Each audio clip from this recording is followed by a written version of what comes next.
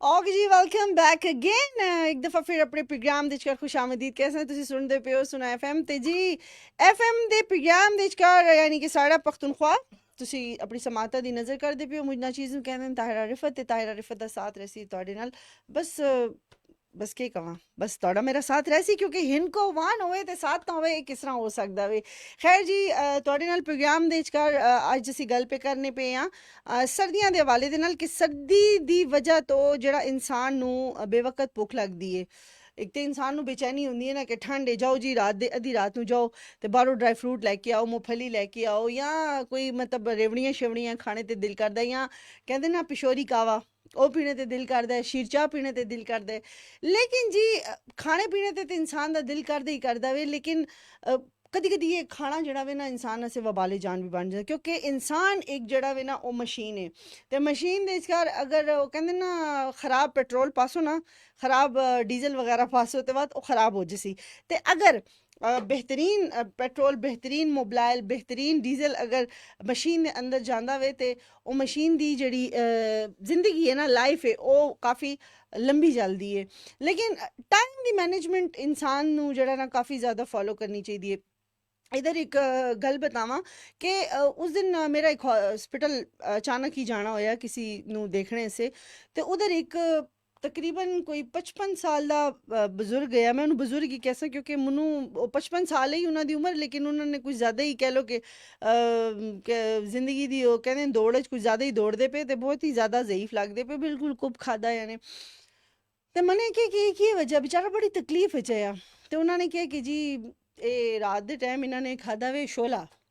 मैंने कहा अच्छा जी। तो कहते शोला हजम नहीं कर सके थे हूँ इन्हों फूड पॉइजनिंग हो गई है। मैंने कहा शाबाश, इन्हों की उम्र देखो तो इन्हों के खुराका देखो। मैंने क्या तो तुमने मना क्यों नहीं किया? कहते जी इसनों शुगर भी है, इनू ब्लड प्रेशर भी है, तो इनू जोड़ों का दर्द भी रहिंदा वे, लेकिन अगर इनू मना करो तो वह तो गुस्से करते कहते कि बस मरना तो इंसान ने है, बस खा पी के क्यों ना मरे। मैंने कहा क्या बात है जी। तो मैंने फौरन ही मेरे दिमाग ने एक चीज़ क्लिक की थी कि देखो इंसान कोई किसी का दुश्मन नहीं होंदा, इंसान अपना खुद दुश्मन होंदा वे। कि मतलब 55 साल कोई एज नहीं गी तो उसनू मैं मेरे जी बंदी उन्होंने बाबा भी बनाती, बुजुर्ग बनाती पी। लेकिन देखो कि उसने खाने बेचारा बहुत तकलीफ है उन्होंने इतनी सख्त तकलीफ है कि मैं अपने लफ्ज़ों के नाल बयान नहीं कर सकनी। तो उधर बेचारे नू टीके लगते पे, ड्रिप्स लगदियाँ पईयां। ठीक है जी, भुख लगती है, लेकिन मैंने क्या सडनली मेरे दिमाग च एक गल आई। मैंने कहा कि मैं अपने प्रोग्राम के विचकार जरूर अपने सामीन नाल, नाज़रीन नाल इस चीज़ को डिस्कस कर सक, क्योंकि सर्दी तो है तो सर्दी लॉन्ग टर्म तक जाने लगी, यानी फैबररी मार्च तक जासी रमज़ान भी आसी इंशाल्लाह। ते इंसान जड़ा वे वो खाने वक्त मतलब अगर तुमने रात नू चावल पके, छोला पके या कोई भी सालन पका तो अगर भुख लग ही गई है तो तुसी एक गिलास पानी का पी के तुसी सो सकते हो, क्योंकि वो इंसान नू भुख नहीं होंदी, वो एक इंसान की क्रेविंग होंदी है। इंसान नू अंदर वो कहते ना बेचैनी होंदी है। इस तरह बॉडी टैंपरेचर, जिस मैंने थोड़ी देर पहले गल की थी कि इंसान का जो बॉडी टैंपरेचर है कैलरीज मंगता पे होंदा वे, तो जिदी वजह करके इंसान नू कैफियत होंदी है कि भाई क्योंकि इंसान खुद नू गर्म रखने की खातर, बॉडी टैंपरेचर नू गर्म रखने की खातर खुराक का इस्तेमाल ज़्यादा करता है। इस वजह तो इंसान नू बेवक्त ते बे अजीब जी जेह्ड़ी चीज़ां तुहाडे गर्मी दे विचकार तुसी खाने दा बिल्कुल तसव्वुर भी नहीं कर सकदे। जिस तरह मैं गल करां पांचेआं दी, अगर गर्मी दे विचकार कोई कहे कि यार पांचे खाने ते कहंदे ओहो यार गर्मी है छोड़ यार, थिंदा वे दिमाग, दिल दिमाग नू एवें बेचैनी जी होसी। ਅਸੀਂ नहीं खाने, ਅਸੀਂ अवॉइड करने, क्योंकि दिमाग सिग्नल दिंदा पे होंदा कि इस चीज़ नू साडा मिजाज जेह्ड़ा वे एक्सेप्ट ही नहीं करदा। लेकिन सर्दी दे विचकार यही चीज़ होंदी है कि इंसान गर्म गर्म बिस्तरियां दे विचकार हीटर अगे बैठ के इंसान कहता यार कल जासियां ते नाश्ते जेह्ड़ा वे ओह् पांचेआं दे ही करसियां। ते इंसान खुराक दी ही गल्लां ज़्यादातर करदा पे होंदा वे। लेकिन अगर थोड़ा जा एहतियात बरती जावे ना ते इंसान इस चीज़ सी अपने आप नू बचा सकता है। शादियां दी गल करां ते शादियां दे विचकार ओ हो अलामान अल हफीज़, इतनी बदमज़गी, इतना मतलब अगर तुसी एक अच्छी शादी, मतलब अच्छी शादी से मुराद देवे, पहले तो मैं इस चीज़ बिल्कुल ही खिलाफ हाँ कि इंसान शादी दे विचकार जदों जांदा वे ते इंसान नू अपनी प्लेट जेह्ड़ी है ना वो सोच समझ के बनानी चाहिए। मलिक अरशद साहब बड़ा अच्छा वाकया बयान करदे वन, कहंदे न कि साडा एक दोस्त है ते वो इतना ज़्यादा एक्साइटेड है शादी दा खाना खाने नू लैके कि उन्होंने की किया चावलों के उत्ते खीर दही पाने के बजाय खीर पा दी थी, इतनी जल्दी तेज कर रहे कॉलर साढ़े नाल सी उन्होंने प्रोग्राम विच लैसी हैं। ओके जी, फिर दोबारा कोशिश करो इंशाल्लाह। मैं थोड़ी कॉल जरूर जेड़ा वे पिक कर सकते अपने जेड़े नाजरीन सामीन उन्होंने साड़ी फर्स्ट प्रायोरिटी दे उत्ते वन एक इस तरह हो सकता है कि ਅਸੀਂ ਉਹਨਾਂ ਨੂੰ ਪਿੱਛੇ ਛੋੜੀਆਂ ਤੇ ਜੀ ਮੈਨੂੰ ਤੁਹਾਡੀ ਕਾਲਸ ਦਾ ਅਸੀਂ ਇੰਤਜ਼ਾਰ ਤੇ ਜੀ ਅਸੀਂ ਗੱਲ ਪੇ ਕਰਨੇ ਪਏ ਮਲਿਕ ਅਰਸ਼ਦ ਸਾਹਿਬ ਦੇ ਵਾਕਿਏ ਦੀ ਤੇ ਕਹਿੰਦੇ ਜਿਸ ਤਰ੍ਹਾਂ ਹੀ ਉਹਨਾਂ ਨੇ ਕਿਹਾ ਕਿ ਹੈਲੋ अस्सलाम वालेकुम जी कॉलर इनसाइड नाल हेलो अस्सलाम वालेकुम जी कौन किधर सी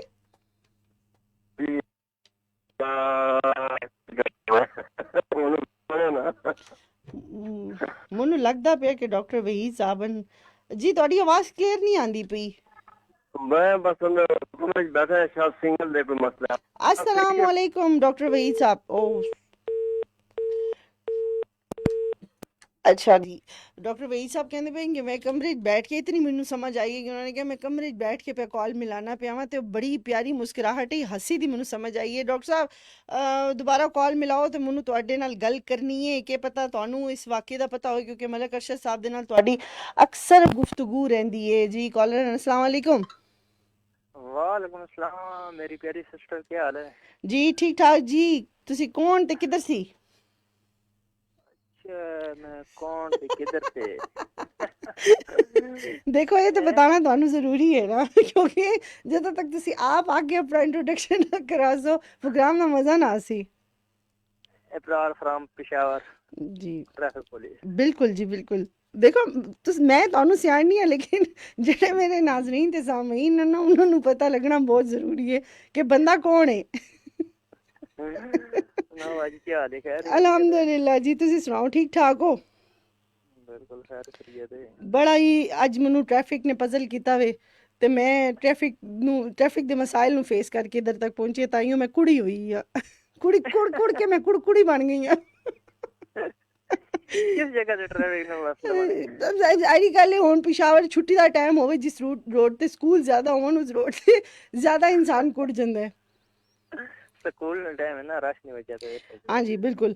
ਕੀ ਕਹੇ ਸੋ ਇਬਰਾਰ ਭਾਈ ਪ੍ਰੋਗਰਾਮ ਦੇ ਟੌਪਿਕ ਦੇ ਹਵਾਲੇ ਦੇ ਨਾਲ ਆਪਣੇ ਦਿਲ ਦੀਆਂ ਗੱਲਾਂ ਕਰੋ, ਦਿਲਦਾਰ ਦੀਆਂ ਗੱਲਾਂ ਕਰੋ, ਕੁਝ ਆੜ ਦੀਆਂ ਕਰੋ, ਕੁਝ ਪਾੜ ਦੀਆਂ ਕਰੋ।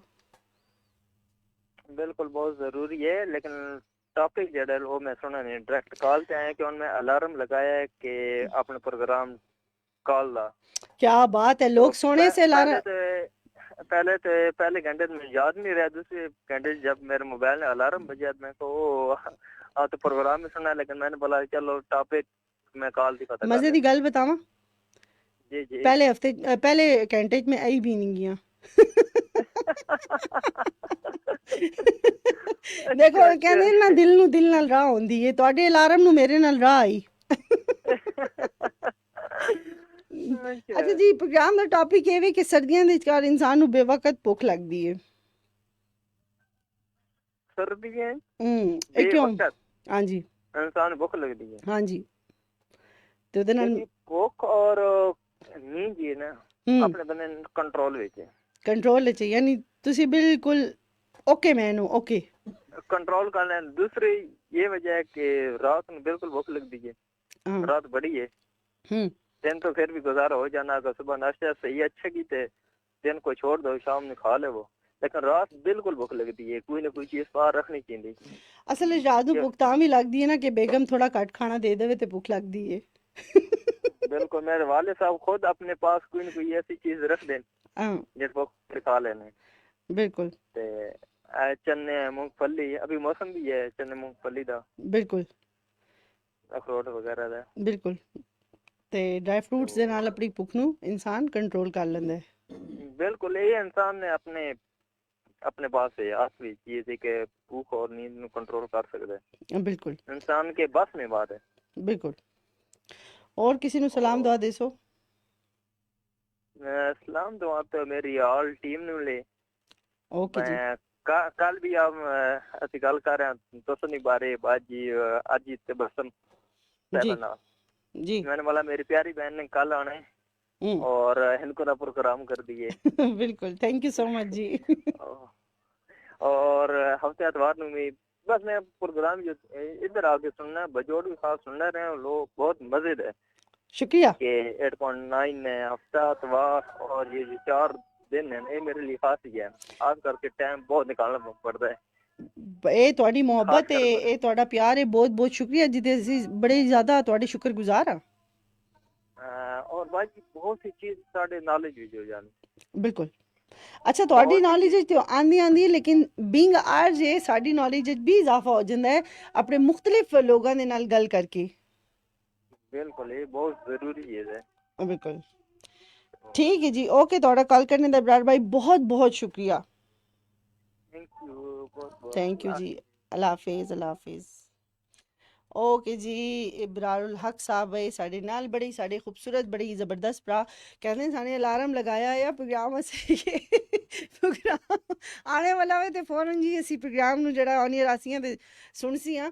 ਤੇ ਦੇਖੋ ਜੀ कितनी टेक्नोलॉजी हो गई है कि इंसान पहले उठने से अलार्म लगाता है, ਹੁਣ ਅਸੀਂ ਆਪਣੇ ਆਪ ਨੂੰ ਐਕਟਿਵ ਕਰਨੇ ਸੇ ਜਿਹੜਾ ਵੇ ਨਾ ਉਹ ਅਲਾਰਮ ਲਗਾਉਂਦਾ ਹੈ। ਤੇ ਬੜੀ ਜ਼ਬਰਦਸਤ ਗੱਲ ਕੀਤੀ ਜੀ, ਸਾਡੀ ਨੌਲੇਜ ਵਿੱਚ ਵੀ ਇਜ਼ਾਫਾ ਹੋ ਗਿਆ। ਕੱਲ ਨੂੰ ਮੈਂ ਵੀ ਜਿਹੜਾ ਵੇ ਨਾ ਕਿਸੇ ਨਾ ਕਿਸੇ ਕੰਮ ਸੇ ਅਲਾਰਮ ਲਗਾ ਸਾਂ। ਡਾਕਟਰ ਵਹੀਦ ਸਾਹਿਬ ਦੀ ਕਾਲ ਆਈ, ਕਾਲ ਡ੍ਰੌਪ ਹੋ ਗਈ, ਲੇਕਿਨ ਡਾਕਟਰ ਸਾਹਿਬ ਮੈਨੂੰ ਤੁਹਾਡੀ ਕਾਲ ਦਾ ਰਹਿ ਸੀ ਇੰਤਜ਼ਾਰ। ਕਾਲਰ ਨੂੰ ਸ਼ਾਮਿਲ ਕਰਨੇ ਆ। अस्सलाम वालेकुम। मैं जी कौन हाँ जी? डॉक्टर वहीद साहब, all time my favourite. Doctor Waheed साहब, सिर्फ ਤੁਹਾਡੀ ਇਹ ਗੱਲ ਸਮਝ ਮੈਨੂੰ ਆਈ ਹੈ ਕਿ ਮੈਂ ਕਮਰੇ 'ਚ ਬੈਠਾ ਤੇ ਇੱਕ ਪਿਆਰੀ ਜੀ ਮੁਸਕਰਾਹਟ ਮੈਨੇ ਤੁਹਾਡੀ ਸੁਣੀ ਹੈ।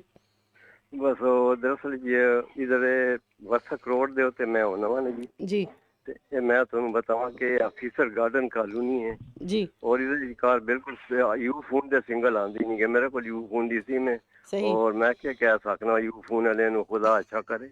अच्छा डॉक्टर वहीद साहब, मैं मलक साहब ਦੀ ਗੱਲ ਬਤਾਨੀ ਪਈ ਹਾਂ ਕਿ ਕਿਉਂਕਿ ਅੱਜ ਅਸੀਂ ਗੱਲ ਪੇ ਕਰਨੇ ਪਏ ਸਰਦੀ ਦੇ ਵਿਚਕਾਰ ਬੇਵਕਤ ਇਨਸਾਨ ਨੂੰ ਭੁੱਖ ਲੱਗਦੀ, ਜਿਹਦੀ ਵਜ੍ਹਾ ਤੋਂ ਇਨਸਾਨ ਬੇਵਕਤ ਖਾ ਕੇ ਤੇ ਸੋ ਜਾਂਦਾ, ਵੱਧ ਕੇ ਉਹਨਾਂ ਚਰਬੀ ਦਾ ਖਜ਼ਾਨਾ ਆਪਣੇ ਅੰਦਰ ਜਮ੍ਹਾਂ ਕਰ ਲੈਂਦਾ ਵੇ, ਚਿੜਚਿੜਾਪਨ ਔਰ ਬਹੁਤ ਸਾਰੀ ਸ਼ਾਵਾਂ ਦੇ ਨਾਲ ਜੁੜੀਆਂ ਹੋਈਆਂ। ਮੈਂ ਉਹਨਾਂ ਨੂੰ ਅਸੀਂ ਬਾਅਦ ਵਿੱਚ ਡਿਸਕਸ ਕਰ ਸੀਆਂ, ਲੇਕਿਨ ਕਹਿੰਦੇ ਪਏ ਕਿ ਸ਼ਾਦੀ ਇੱਕ ਦਫਾ ਮੈਂ ਸ਼ਾਦੀ ਦੇ ਵਿਚਕਾਰ ਮੇਰਾ ਜਾਣਾ ਹੋਇਆ ਤੇ ਇਤਨੀ ਅਬੜ ਤਬੜ ਲੋਕਾਂ ਨੇ ਕੀ ਕਹਿੰਦੇ ਨੇ ਰੋਟੀ ਪਾਈ ਹੈ ਤੇ ਚਾਵਲਾਂ ਦੇ ਉੱਤੇ ਉਹਨਾਂ ਨੇ ਦਹੀਂ ਦੀ ਜਗ੍ਹਾ ਖੀਰ ਪਾ ਲਿੱਤੀ।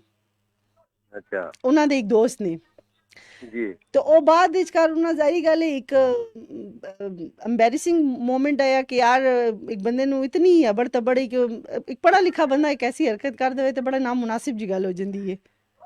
बिल्कुल तो मैं दे विचकार खराबी पैदा होंदी है। दूसरी गल है कि तारा यूसुफ साहब जी मैं दिन दी रोटी मैं नहीं खाना होना। अच्छा जी मैं दिन सुबह नाश्ता करना जी और मैं बिल्कुल मैं 12-1 बजे या रोटी खाने, आम लोग खाने ज्यादा खाने, बहुत ज्यादा खाने, मैं बिल्कुल नहीं खाना जी। और फिर मैं तकरीबन मगरब से बाद असर से बाद सही मैं चाह पीना, उधर कुछ हल्का फुल्का टच ले लेना, फ्रूट मतलब बिस्कुट हो गए मामूली है वो भी सही ज्यादा नहीं। तो सही फिर उसके बाद मैं रात की रोटी खाना, तो शुक्र अल्हम्दुलिल्लाह कि मैं बिल्कुल फिट हाँ, कोई मेरा माशाल्लाह मसला नहीं गा। हाँ माशाल्लाह जी तो माशाल्लाह मैं भी कहता जी कि ज्यादा खाना जरा जी पेटू दे गल ने अपने पेट च पाई जो कहते बादे होती जाता कि इंसान बाहर चला जाता है, तो लोग कहते जी कि भाई कार का पराया पेट तो अपना है ना। हाँ जी, सोने दी छुरी देख के कहते पेट इतनी मारनी चाहिए, नहीं मारनी चाहिए। तो गल है कि हर चीज दे विचकार एक इतदाल होवे ना, बिल्कुल और हर चीज दे विचकार बिल्कुल तो इंसान सोच और फिक्र दे विचकार, फैसलियां दे विचकार, अपनी सेहत के मुकाबले तो मतलब एक उन्होंने कि हर अपनी मंजर पे यारो फासले कायम रखो, चांद जब धरती पे उतर देख कर डर जाओगे। वाह वाह क्या बात है जी। ਡਾਕਟਰ ਸਾਹਿਬ ਤੁਸੀਂ ਕਹਿੰਦੇ ਵੀ ਕਿ ਇਹ ਵੀ ਸਿਆਣੇ ਕਹਿੰਦੇ ਨਾ ਕਿ ਮੈਦਾ ਇਨਸਾਨ ਦਾ ਦੂਸਰਾ ਦਿਮਾਗ ਹੈ ਤੇ ਸਰਦੀਆਂ ਦੇ ਵਿੱਚ ਜਦੋਂ ਇਨਸਾਨ ਜ਼ਿਆਦਾ ਖੁਰਾਕ ਕਰਦਾ ਤੇ ਮੈਦਾ ਡਿਸਟਰਬ ਰਹਿੰਦਾ ਹੈ ਤੇ ਜਦੋਂ ਮੈਦਾ ਡਿਸਟਰਬ ਰਹਿੰਦਾ ਇਨਸਾਨ ਦਾ ਜਿਹੜਾ ਉੱਤੇ ਵਾਲਾ ਜਿਹੜਾ ਦਿਮਾਗ ਹੈ ਜਿਹੜਾ ਕਿ ਖੋਪੜੀ ਦੇ ਵਿੱਚ ਪਾਇਆ ਜਾਂਦਾ ਉਹ ਫਿਰ ਜ਼ਿਆਦਾ ਡਿਸਟਰਬ ਹੋ ਜਾਂਦਾ ਹੈ। ਅੱਛਾ ਤੁਸੀਂ ਯਕੀਨ ਕਰੋ ਰਾਤੀ ਮੇਰੇ ਘਰ ਮਹਿਮਾਨ ਹੈ ਨਾ ਜੀ ਤੇ ਉਹਨਾਂ ਸੇ ਸਾਨੇ 3-4 डिशा बनाई है, ठीक है जी सही। तो मैंने एक चीज दी ने, मछली दी ने, मैंने क्या मैं नहीं खाना वो सही क्योंकि कंडे वाली मछली मनु पसंद नहीं जी, ठीक है जी। अच्छा फिर उसके बाद फिर उन्होंने मनु कबाब देते हैं, उसे मिर्चा ज्यादा ही है, मैंने क्या मैं नहीं खाना। अच्छा जी। फिर मनु कहते भी के खाना के, मैंने क्या यखनी बनी है ले बस मैं वो खा। क्या बात है, सादा खुराक और यकीन करो कि मैंने यखनीन रोटी खा दी और बिल्कुल मैं फ्रेश, बिल्कुल कोई मेरे बाद मोज नहीं है, कुछ भी नहीं है। फिर उसके बाद ईशा दी नमाज पढ़ी, अल्हम्दुलिल्लाह कोई मसला भी नहीं है। बिल्कुल ਅਸਲ ਵਿੱਚ ਦੇਖੋ ਇਹ ਮਸਾਲੇ ਵੀ ਸਾਡੀ ਜ਼ਿੰਦਗੀ ਦੇ ਵਿੱਚ ਕੁਝ ਜ਼ਿਆਦਾ ਹੀ ਇਹਨਾਂ ਦਾ ਅਮਲ ਦਖਲ ਹੋ ਗਿਆ ਅਸੀਂ ਹੈਲਦੀ ਲਾਈਫ ਤਵੱਜੋ ਦੇਣੀ ਹੀ ਪੈਣੀ ਹੈ जी जी जी देखो रिफा साहब मेरी आवाज ठीक हुई आंदी? जी जी बिल्कुल बिल्कुल क्लियर आंदी पई है। अच्छा तो मुस्तवे ना मिर्चा ज्यादा, इसी तरह गर्म मसाले ज्यादा इस्तेमाल करने मैदे से इंसान की सेहत से और बहुत सारिया बीमारियां पैदा कर देन। बिल्कुल सही फरमाया ने। हाँ जी तो बस तो आज तुसी लेट आए हो? हाँ जी आज थोड़ा लेट आ गए कुछ थोड़े इश्यूज है जिदी वजह तो प्रोग्राम लेट, बल्कि हुन प्रोग्राम दी इंशाल्लाह टाइमिंग भी जड़ी है थोड़ा 1 घंटा इस तरफ वल कर सी है क्योंकि थोड़ा इश्यूज हैं। जी जी तो चलो अल्लाह ताला तुम सेहत दे, अमन सलामती। तो बेटी थोड़ी ठीक है? अल्हम्दुलिल्लाह अल्हम्दुलिल्लाह। हेलो हेलो ओके जी डॉक्टर वहीद साहब ਤੁਹਾਡਾ ਕਾਲ ਕਰਨੇ ਦਾ ਬਹੁਤ ਬਹੁਤ ਸ਼ੁਕਰੀਆ ਤੇ ਮੈਂ ਡਾਕਟਰ ਵਹੀਦ ਸਾਹਿਬ ਦੀ ਕਾਲ ਨੂੰ ਇਸ ਤਰ੍ਹਾਂ ਲੈਣੀ ਆ ਨਾ ਜਿਸ ਤਰ੍ਹਾਂ ਇੱਕ ਉਸਤਾਦ ਜਿਹੜਾ ਵੇ ਇੱਕ ਸ਼ਾਗਿਰਦ ਜਿਹੜਾ ਵੇ ਆਪਣੇ ਉਸਤਾਦ ਦੀ ਗੱਲ ਨੂੰ ਬੜਾ ਗੌਰ ਦੇ ਨਾਲ ਸੁਣਦਾ ਤੇ ਡਾਕਟਰ ਵਹੀਦ ਸਾਹਿਬ ਨੇ ਜਦੋਂ ਵੀ ਮੇਰੇ ਪ੍ਰੋਗਰਾਮ ਵਿੱਚ ਕਾਲ ਕੀਤੀ ਹੈ ਨਾ ਯਕੀਨ ਮੰਨੋ ਕਿ ਮੈਨੂੰ ਪਰਸਨਲੀ ਜਿਹੜਾ ਵੇ ਬਹੁਤ ਹੀ ਜ਼ਿਆਦਾ ਮੋਟੀਵੇਸ਼ਨ ਮਿਲਦੀ ਹੈ ਤੇ ਥੈਂਕ ਯੂ ਸੋ ਮਚ ਜੀ ਡਾਕਟਰ ਵਹੀਦ ਸਾਹਿਬ ਤੁਹਾਡਾ ਇਬਰਾਰ ਭਾਈ ਤੁਹਾਡਾ ਵੀ ਬਹੁਤ ਬਹੁਤ ਸ਼ੁਕਰੀਆ। मेरे जितने भी लिसनर्स हैं मेरे जितने भी कॉलर हैं मेरे से काबिल एहतराम कॉलर हैं उन्होंने शामिल कर सी प्रोग्राम देख हेलो अस्सलाम वालेकुम। ओ सॉरी जी सॉरी ਵੱਧ ਦੁਬਾਰਾ ਜੀ ਤੁਸੀਂ ਟਰਾਈ ਕਰੋ ਕੋਈ ਨਹੀਂ ਅਸੀਂ ਬੈਠੇ ਹੋਏ ਹਾਂ ਤੁਹਾਡੀ ਖਿਦਮਤ ਵਾਸਤੇ ਤੇ ਜੀ ਗੱਲ ਪੇ ਅਸੀਂ ਕਰਨੇ ਪਏ ਆ ਖਾਣੇ ਦੇ ਹਵਾਲੇ ਦੇ ਨਾਲ। ਦੇਖੋ ਜ਼ਾਹਿਰੀ ਗੱਲ ਹੈ ਅਸੀਂ ਇੱਕ ਚੀਜ਼ ਨੂੰ ਉਹ ਕਹਿੰਦੇ ਨਾ ਹਮੇਸ਼ਾ ਗੱਲ ਨੂੰ ਜਿਹੜਾ ਵੇ ਨਾ ਦੇਖੋ ਕਿ ਗੱਲ ਕਿੱਥੋਂ ਵਿਗੜੀ ਹੈ ਰੂਟ ਚਲ ਜਾਓ ਉਹ ਸ਼ਾਖਾ ਨਾਲ ਲੰਮੇ ਪਾਣੀ ਦੀ ਜ਼ਰੂਰਤ ਹੀ ਨਹੀਂ ਹੈ। ਇੱਕ ਚੀਜ਼ ਜਦੋਂ ਇਨਸਾਨ ਦੀ ਬੋਡੀ ਦੇ ਵਿਚਕਾਰ ਡਿਸਟਰਬ ਹੁੰਦੀ ਹੈ ਨਾ ਤੇ ਬਾਕੀ तमाम ਚੀਜ਼ਾਂ ਡਿਸਟਰਬ ਹੋ ਜਾਂਦੀਆਂ। ਸਾਰੇ ਲੋਕਾਂ ਨੇ ਇੱਕ ਇਹ ਵੀ ਬੜਾ ਕਨਸੈਪਟ ਪਾਇਆ ਜਾਂਦਾ ਹੈ ਕਿ ਜਿਹੜੇ ਹੈਲਦੀ ਲੋਕ ਹਨ ਜਾਂ ਜਿਹੜੇ ਮੋਟੇ ਲੋਕ ਹਨ ਉਹ ਲੋਕ ਹੀ वॉक करन या एक्सरसाइज करन वर्जिश उन्हां से बेहतरीन है तो बहुत ज़रूरी है। लेकिन ऐसा नहीं गा जिन्होंने लोगों का वेट जड़ा वे 50-52-55 के करीब है या 40 भी है छोटे बच्चे वन या वड्डे वन किसी भी एज का बंदा वे उनदे ऐसे जड़ा वे एक्सरसाइज बे इंतहा ज़रूरी है वॉक ज़रूरी है। बल्कि साढ़े नबी का भी फरमान है कि जदों तुसी खाना खाओ तो कम अज़ कम 40 कदम ज़रूर लवो ताकि जिहड़ा तुहाने खाना खादा होया वे उन्होंने जिहड़ा वे तुसी अच्छे तरीके ते डाइजेस्ट हो जावे। तो दूसरी गल है कि जदों भी तुहाने सोने जाना है बिस्तर ते जाने से पहले तुहाने वॉशरूम ज़रूर यूज़ करना वे ताकि जिहड़ा वे तुसी एक रिलैक्स होके एक पुरसकून नींद जिहड़ी है वो लै लवो। लेकिन असी लोग जिहड़े हैं ना रूल रेगूलेशनस दे उत्ते फॉलो नहीं करने जिहदी वजह करके साढ़े नाल बहुत ज़्यादा साड़ी नींद पूरी नहीं होंदी साड़ी खुराक जिहड़ी है बेवक्त हो जाती है। साडा खाने का अगर मैन्यू ठीक नहीं गा तो उहदे नाल साडा blood pressure sugar tension anxiety skin दे प्रॉब्लम्स एक्नी प्रॉब्लम्स वालां दा जिहड़ा वे टैना फिर उस तो बाद की असी करने कि असी दौड़ा मारने जासी डर्माटोलॉजिस्ट कोल भी जासी एस्थेटिक क्लिनिक सल जासी असी शुगर दे डॉक्टर कोल जासी असी बहुत सारे फिर टोटके करने शुरू हो जाने। लेकिन असी ये नहीं देखने कि असी अर्ली स्टेज दे उत्ते अगर अपनी रूटीन नू सैट कर लईआं ते अगे जाके साडे नाल ये मसले मसाइल ना हो सन। कॉलर साडे नाल शामिल कर सी ये क्या हो रहा है आज तो जी कोई नहीं दोबारा तुसी जेड़ा वे ओ ट्राई करो मैं तुहाडे नाल मौजूद हाँ ते जी ਇਹ ਸਾਰੀਆਂ ਗੱਲਾਂ ਵਨ। लेकिन ये वे कि जी अच्छा शादी की गल भी मैं करनी पई हाँ कि शादियां दे उत्ते अजकल मैन्यू जेह्ड़े वन इतने अच्छे हैवी मैन्यू वन ना कि लोग खाने वक्त प्लेट इतनी ज़्यादा बना लेंदे फिर उन्होंने वेस्ट कर देंदे। खाने नू वेस्ट भी नहीं करना चाहिए जितना खाना है तुसी 10 टाइम्स अपनी प्लेट नू फिलअप कर लवो कोई मसला नहीं गा लेकिन उतना खाओ जितना तुसी खा सकते हो। एक इंसान दे महफिल दे आदाब भी होंदे ना कुछ ਉਹ ਵੀ ਜਿਹੜਾ ਵੇ ਇਨਸਾਨ ਗੜਬੜੀ ਕਰ ਦਿੰਦਾ ਹੈ ਜਦੋਂ ਦੇਖੋ ਕਿ ਭਈ ਇੱਕ ਤੇ ਖਾਣੇ ਦੇ ਵਕਤ ਜਿਹੜੀ ਧੱਕਮ ਪੇਲ ਲੱਗ ਜਾਂਦੀ ਹੈ ਨਾ ਉਹ ਵੀ ਬੜੀ ਬਦਮਜ਼ਗੀ ਕ੍ਰੀਏਟ ਕਰਦੀ ਹੈ। ਮੈਨੂੰ ਪਰਸਨਲੀ ਇਹ ਚੀਜ਼ਾਂ ਜਿਹੜੀਆਂ ਨਾ ਬਿਲਕੁਲ ਵੀ ਅੱਛੀਆਂ ਨਹੀਂ ਲੱਗਦੀਆਂ।